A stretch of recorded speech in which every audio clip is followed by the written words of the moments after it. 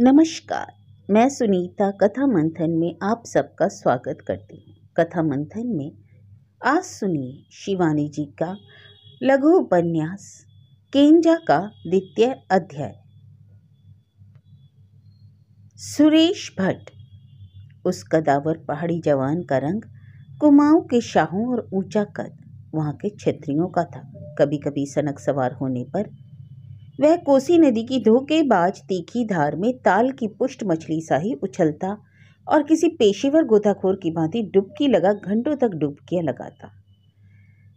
फिर धोती की लांग लगा किनारे बैठे नाक के नथुने मूंद बको ध्यान लगा। घड़ी के कांटे के साथ स्कूल जा रही नंदी तिवारी की प्रतीक्षा में बैठ जाता। वह जैसे ही आती मूंदी पलकों का चिलमन उठाकर वह जोर से हाँक लगाता। नाश हो इस स्वर्ग की मेनका का, जिसने मुझे जैसे विश्वामित्र की तपस्या भंग की। साथ ही स्कूल जा रही ग्राम कन्याओं की पूरी टोली खिलखिलाकर पूरी घाटी गुंजा देती। अकेली नंदी ही नहीं हंसती, उसका चेहरा लाल पड़ जाता और वह तेजी से भागकर टोली से आगे निकल जाती। नित्य प्रति की यही घटना थी। स्कूल जाने के लिए और कोई पगडंडी भी उपलब्ध नहीं थी। इसी से उसी मार्ग में जाना उसके स्कूली जीवन की व्यवस्था बन गई थी। मेनका वही है, सब लड़कियां जान गई थी, क्योंकि कभी भी वह किसी कारणवश स्कूल नहीं जाती तो वह निर्लज हंसकर हाँक लगाता। अरे छोरियों, मेरी मेनका को कहाँ छोड़ आई? बीमार है क्या? लड़कियां खिलखिलाकर भाग जाती और स्कूल से लौट नंदी को छेड़ने पहुंच जाती। कभी कभी तो नंदी की आंखें छलछला उठती। ना चाहने पर भी उसकी दृष्टि क्यों उस नासपीटे की ओर उठ जाती थी। गोरी चिट्टी सिलसी छाती पर पड़ी यज्ञोपवीत की उज्ज्वल डोरी बिना पूछे शुभ्रवर्णी रजत देह पर मोती सी चमकती। पानी की बूंदें और स्वयं ही सीधी मांग में विभक्त हो चिकने भीगे केश सक पकाकर वह ऐसे भागने लगती जैसे वह बकोदिया जोड़ से पकड़ने उसके पीछे पीछे भाग रहा हो। वह फिर बिना पीछे मुड़े स्कूल की ओर चल देती। किंतु नारी स्वभाव की एक एक जटिल पगडंडी से परिचित वह कुटिल यायावर जान जाता कि उसका बकोध्यान व्यर्थ नहीं गया। एक न एक दिन वह इस दुर्गम पीहड़ पगडंडी को भी जीत ही लेगा। पर एक दिन गांव के स्कूल की सब परीक्षाएं पास कर वह पढ़ने बाहर चली गई तो सुरेश भट्ट का दिल डूबने लगा। इतने वर्षों की उसकी साधना क्या व्यर्थ है? दिन प्रतिदिन वह बित्ते भर की छोकरी अपनी उसी उदासीन तटस्थता से दूर छिटकती जा रही थी और सुरेश भट्ट की वही कुंठा नैराश्य विवशता उसे दुस्साहसी बना रही थी और भी क्रूर। आज से 20 वर्ष पूर्व विवाह संबंधी कुमायनी आईन कानून बेहद कठोर थे। एक विशिष्ट संकुचित वैवाहिक दायरे में विवशता से घूमते माता पिता कभी कभी अपने से नीचे वर्जित कुल में उसके लाख समृद्ध होने पर भी पुत्री को ब्याहने की धृष्टता नहीं कर सकते थे, चाहे वह चीर दरिद्र ही क्यों ना हो, चाहे पुत्री जन्म भर अन्न दो दाने को ही क्यों न तरसती रहे। जमाता यदि अपने उच्च कुल गोत्र का वीजा प्रस्तुत कर देता तो खिलाफत है। सुरेश भट्ट का भी कुल गोत्र 100% विशुद्ध था। मजाल थी कि कोई विशान के भट्टों की और उंगली तो उठा दे। एमए पास कर उसने सम्मान सहित वकालत भी पास कर ली थी। कभी जमीन जायदाद घर बगीचा सब कुछ था, किंतु द्युत किड़ा का दानव सिंधवाद के बूढ़े की भांति उसके कंधे पर जहां एक बार चढ़ा तो फिर कभी नहीं उतरा। पिता की मृत्यु के पश्चात उसकी पूरी जायदाद बैंक में गिरवी पड़ी थी और अब उसे छुड़ाना उसके लिए एक प्रकार से असंभव था। फिर विधुर होने पर जोगियों की जमात उसे गांजे चरस की दम दीक्षा भी दे गई। पहले संतानहीन चाचा गदाधर भट्ट उसके साथ रहते थे, फिर भतीजे की गुहा मानव किसी गतिविधि देख एक दिन चुपचाप खिसक गए। चाचा के जाने के बाद उसने चूल्हा जलाना भी छोड़ दिया। आंगन में खड़े मौसमी फलों के वृक्ष उसके लिए कल्पतरु से साल भर फलते रहते। कभी अनार से मीठे दाड़िम, कभी सेब और कभी नाशपाती खुबानी। कभी कभी तो वह महीनों अपने बागीचे के उन पुष्ट कदली गुच्छों को खाकर गुजार देता जिसका 3-3 पांव का एक खिला खाकर ही पेट भरा जाए। शायद उसी नियमित फलाहार के कारण उसका अनियमित जीवन भी कभी उसके स्वास्थ्य को कोई स्थायी अनिष्ट नहीं कर पा रहा था। एक अंधेरे कमरे में उसका एक छोटा मोटा सेलर भी था। धारचूला जाकर वह प्रायः ही अनूठे आसव की बोतलें खरीद लाता और अपने सेलर को सवार कर जाड़े भर का समुचित प्रबंध कर लेता। उसी विशुद्ध आसव प्रदत्त लालिमा से रंगी उसकी लाल डोरीदार आंखें कभी कभी कपाल चढ़ जाती। नौकरी ना करने पर भी वह कहाँ से ऐसे ऐसे बढ़िया शाल दुशाले ले आता और कहाँ से इतनी पुस्तकें बटोर लाता। यह ग्रामवासियों के लिए एक ऐसा रहस्य था जिसकी गुत्थियां वे अनुमान के ढेले मार मार कर सुलझाते रहते। कोई फुसफुसाहट कर कहता, कल अस्कोट गया था हरामी जुआ खेलने, वहीं के रजवाड़े के रईसों को मोड़ लाया होगा। अजी हमसे पूछो, सुरेश के चाचा और भी धीमे स्वर में फुसफुसाते, चरस और गांजा बेच के आया होगा कहीं। किंतु कोई भी कभी जोर से अपनी शंका व्यक्त नहीं कर सकता था। ऐसा ही आतंक था सुरेश भट्ट का। जो भी हो, उसका पुस्तक प्रेम स्वयं अपने में एक अनोखी मिसाल बन गया। दिन भर इधर उधर घूम शिव मंदिर में चढ़ाए गए किसी अलमस्त वृषभ की भांति डोरी खेलने वाला मस्त जवान रात रात भर बत्ती जलाकर पड़ता। अपनी खिड़की की दरार को सामान्य सा खोलते ही नंदी गज भर की दूरी पर स्थित उसके लाल छती कॉटेज को देख सकती थी। कांच की खिड़की पर मिट्टी के तेल की कुप्पी का धीमा प्रकाश उसके अध्ययनरत विचित्र प्रेमी की छाया को स्पष्ट कर देता और वह हड़बड़ाकर जोर से खिड़की बंद कर देती। एक ग्राम की रात्रिजन्य शून्यता में एक ऐसी विचित्र स्तब्धता थी जैसी आम तौर पर पहाड़ के ग्रामों में नहीं हुआ करती। एक दिन चुपके से द्वार खोलकर नंदी तिवारी आधी रात को उसी मंदिर में जाकर मृत्युंजय की मूर्ति के सम्मुख घंटों बैठी सुबकती, हे महाकाल, इस चित्त विकार से मुझे मुक्ति दो प्रभु। ऐसे पापी दुराचारी के प्रति मेरा दिन प्रतिदिन प्रखर होता जा रहा यह मोह। दीनानाथ, क्यों मैं रात रात भर उसको खिड़की की दरार से उसे देखती रहती हूँ। उसके आंसुओं से पूरा फर्श भीग जाता। मरघट का वह दमघोटू सन्नाटा उसकी हड्डियों को चीरता। नंदी के पिता हेमचंद्र तिवारी नेपाल के राणाओं के राज ज्योतिषी थे। उनकी विलक्षण गणना प्रदत्त लोकप्रियता ही एक दिन उनकी शत्रु बन गई। राणा परिवार बिना उन्हें कुंडली दिखाए कंठ तले गस्सा भी नहीं उतारता था। उनकी अचूक भविष्यवाणियों से प्रसन्न होकर ही उनके समृद्ध यजमानों ने उन्हें एक छोटी मोटी जागीर भी दे दी थी। किंतु जागीरदार बनते ही उनके शत्रुओं की एक पूरी टुकड़ी ने मानव भक्षिणों की भांति भाले तानकर उन्हें घेर लिया और वे आतंकित हो मातृहीना 5 वर्ष की नंदी को लेकर एक बार फिर बाप दादाओं के गांव में भाग आए। सुरेश भट्ट के पिता राघव भट्ट तब मृत्युशैया पर थे। उन्हीं से मुंह मांगे दामों पर उन्होंने एक छोटा सा कॉटेज खरीद लिया। एक ऊंची तीखी पहाड़ी पर किसी डाक बंगले का नक्शा लेकर बनाए गए सुंदर कॉटेज के अंत एकांत की ही उन्हें कामना भी थी।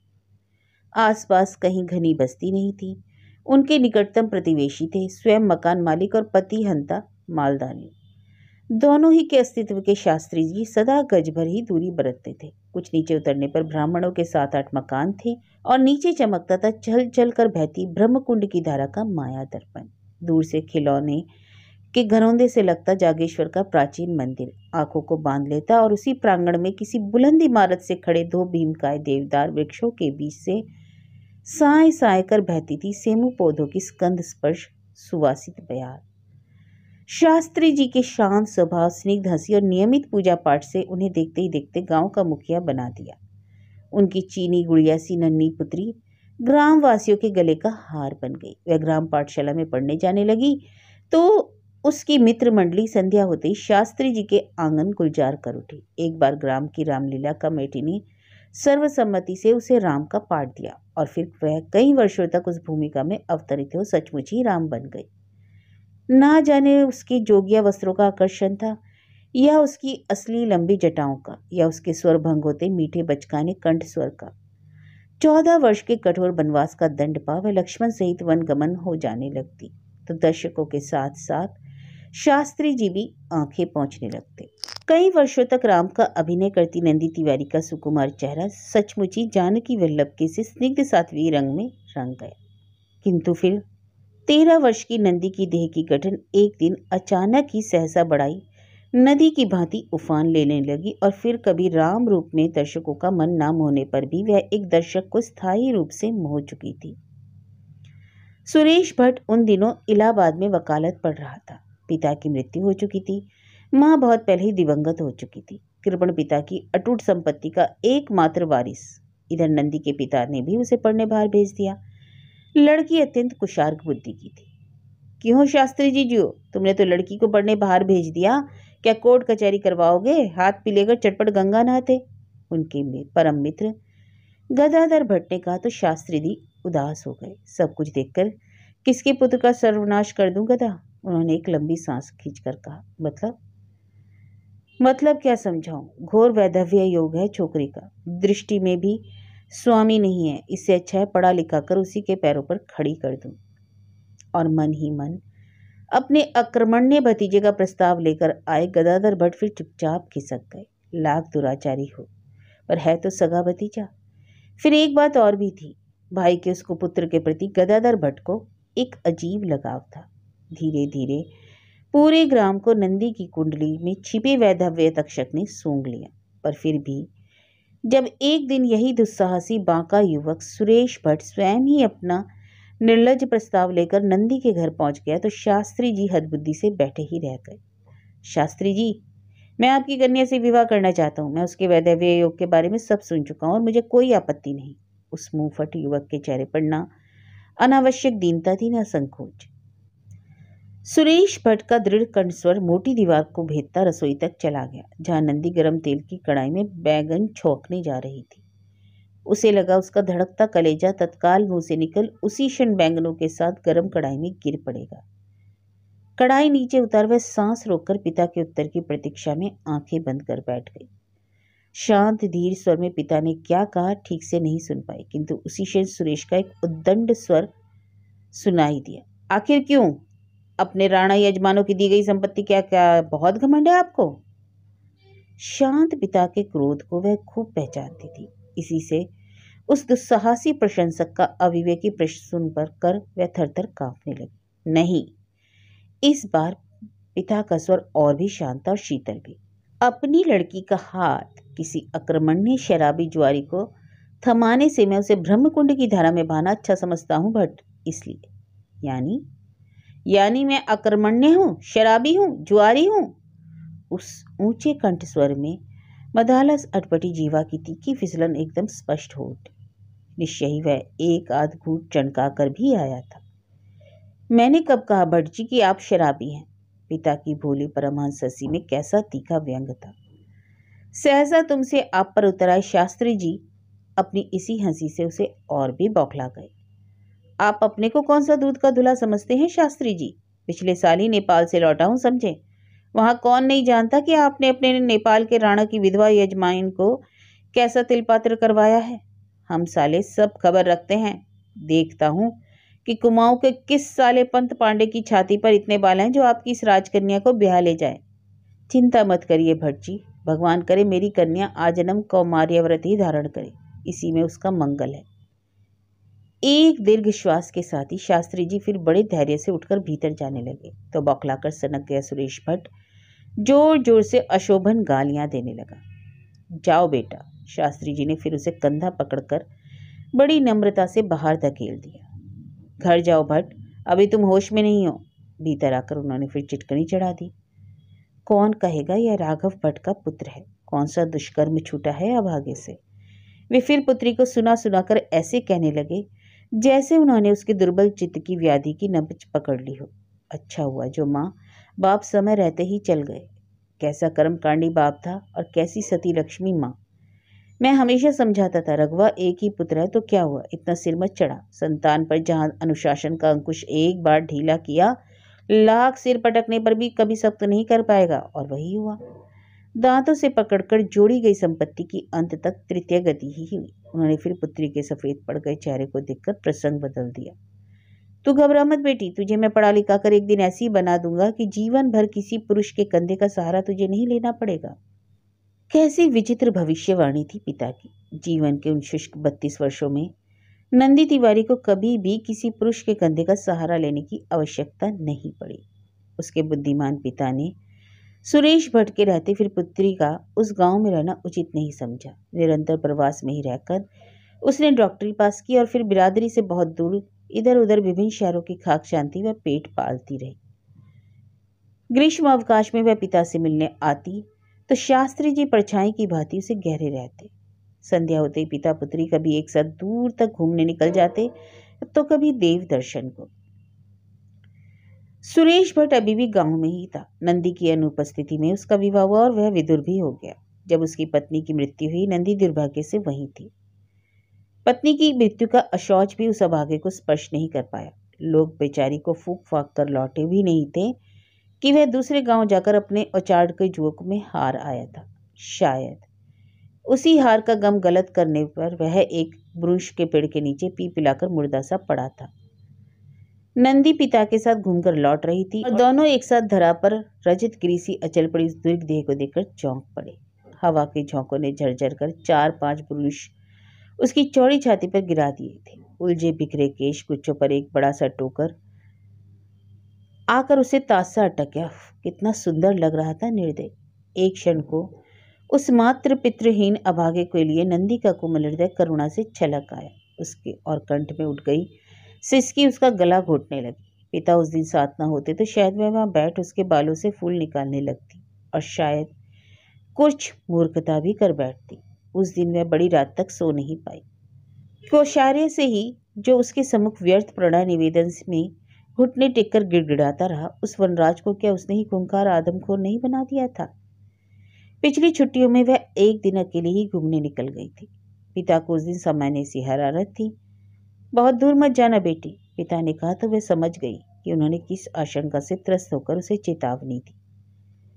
मंदिर का मार्ग जितना ही भीड़ था उतना ही रम्य भी। दोनों ओर कला प्रिया स्वयं प्रकृति के हाथों से लगाई गई पीली उदी झाड़ियां, शालीमार गार्डन की सी नपी तुली सी धाई, बड़े बड़े पेड़, पुष्पों का गिरना, उनकी सुगंध उसे विभोर कर उठती। उस दिन नंदी ने सहसा कंधे पर आ गिरे पुष्पों को कानों में खोस लिया और दुर्दिन की कुबेला में वह ना जाने किस झोंक में आकर माँ के कभी ना खोले गए बक्से को खोल उसकी मदीने की साड़ी भी पहनाई थी, जिस माँ की अब अकेली धुंधली सी स्मृति ही शेष थी।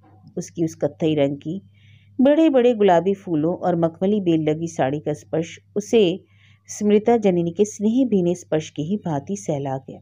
आंचल को उसने कसकर छाती से लगाया तो वर्षों से बक्से में बंद नेप्थलीन की तीव्र दुगंध भी उसके नथुनों को ग्रहण नहीं कर पाई। यह तो जैसे उसकी माँ की ही देह परिमल थी।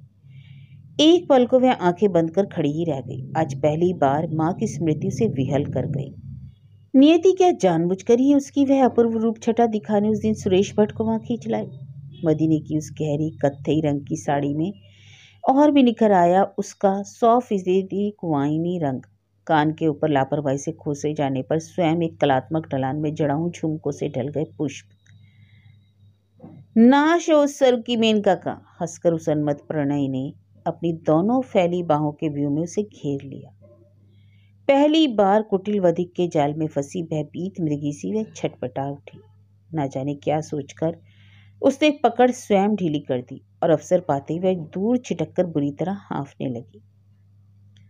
घबराओ मत नंदी, अब ऐसी मूर्खता नहीं करूंगा। वह फिर किसी अनादर से दुत्कार किए गए कुत्ते की भांति डरता डरता एक बार फिर उसके निकट आ गया। मैं जानता हूँ नंदी, वह निर्लज हंसा, किंतु उसकी बेहया हंसी भी कितनी मोहक थी, कितनी निर्दोष। पर कभी तुमने अपनी अंतरात्मा से पूछा है नंदी तिवारी, क्या मेरे एक एक पाप के पीछे स्वयं तुम खड़ी हो? तुम्हारे उस घमंडी पिता ने मेरा प्रस्ताव स्वीकार कर लिया होता तो मेरी यह दुर्दशा ना होती। मैं मानता हूं कि मैं शराबी हूं, जुआरी हूं। प्रेम दग्ध होकर मैंने कई बार रस की डुबकियां भी लगाई। कई बार मुझे ऐसा लगता है कि संसार भर की युवतियों के मोहक बहुपाश लक्ष लक्ष नारी अधरपुट में भी मेरे नारी लोलुप हृदय की प्यास नहीं बुझा सकते। आखिर क्यों ऐसा हुआ जानते हो क्यों? एक बार फिर दुस्साहसी दस्यु अपना क्रोध से तमतमाया विलासी चेहरा उसके निकट ले आया। भय से सहमी नंदी ने फिर आंखें बंद कर ली। भागने की चेष्टा करने पर भी वह भाग नहीं सकी। लगता था किसी ने लोहे की मोटी जंजीर उसके दोनों पैरों को जकड़कर रख दी हो।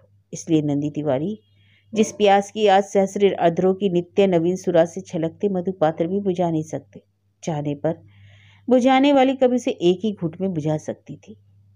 जानती हो ना नंदी, उसने फिर नंदी को बाहों में घेर लिया।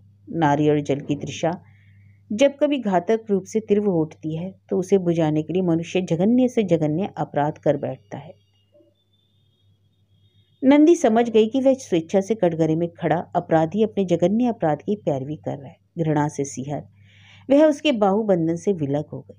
कुछ ही महीनों पूर्व ग्राम से रहस्यमय ढंग से अदृश्य हो गई एक अंधे शिल्पकार की नाबालिग कन्या की खून से लथपथ निर्जीव देह पेड़ के नीचे मिली तो ग्रामवासियों ने बिना किसी चश्मदीद गवाह के ही हत्यारे अपराधी को पकड़ लिया था। किंतु कितनी ही बार ऐसे असंख्य अपराधों के सिलसिले में पकड़े गए अपने उस मूलगे इकलौते को विधाता बार बार अपनी उदार जमानत से छुड़ा लेता था और उस बार भी ऐसा ही हुआ। सोते गांव को नींद में डूबा देख वह आधी रात को किसी बेदविन बंजारे की भांति अनजान राह पकड़ फिर अदृश्य हो गया। उफ, इस व्यक्ति के लिए कुछ भी करना असंभव नहीं था। अभी भी कुछ नहीं बिगड़ा नंदी तिवारी, डॉक्टरनी बनकर क्यों अपनी कंचन सी देह का धुआं देखती हो? उसने बड़े अधिकार से नंदी के कंधे पर अपना बगनका गाड़ दिया। फिर इस चौड़ी हथेली की अनुभवी उंगलियां धीरे धीरे दुस्साहस से आगे बढ़ने लगी। चौंक कर नंदी ने गजब की फुर्ती से उसका हाथ दूर झटक दिया और तीर सी छिटक गई। फिर तो उस क्षण भर पूर्व की माँ की याद में सुबकती भावुक नंदी नहीं थी।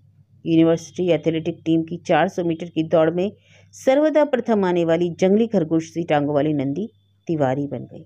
हाँफती कांपती थरथराती नंदी घर पहुंची तो चिंतातुर पिता बरामदे में चक्कर लगा रहे थे। दूसरे दिन वह घर से बाहर नहीं निकली और तीसरे दिन उसकी छुट्टियां खत्म हो गई और इसके बाद वह साल भर तक घर नहीं आ पाई थी।